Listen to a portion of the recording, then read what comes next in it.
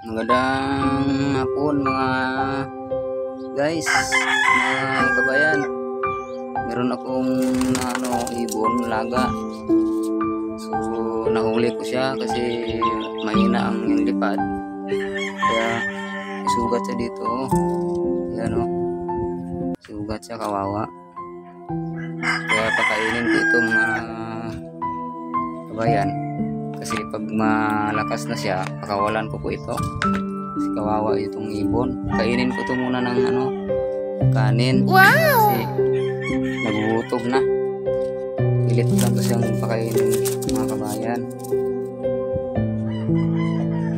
Para mabusog. Para lang siyang mabusog. Kasi kawawa.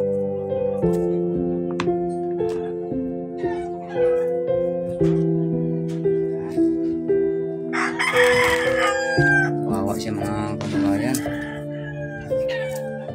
Kainin ko lang to para malakas yung niya. Tinali ko siya para hindi makain ng pusa.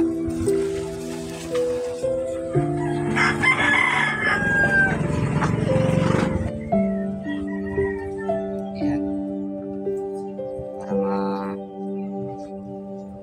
Para siya, kawawa kasi mga kabayan.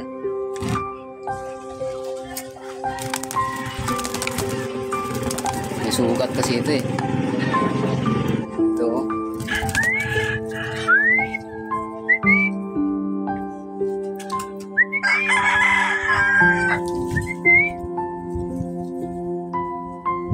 Mahina yung niya, lipad.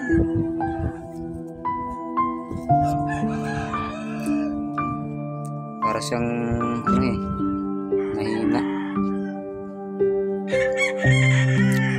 Na-rescue ko doon sa site namin mga kabayan. Kahit maliit lang yung niya, para mahilaman lang yung niya dyan.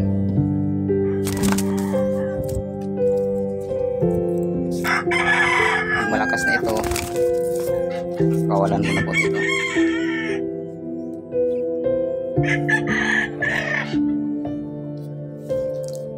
Yan lang boss, mga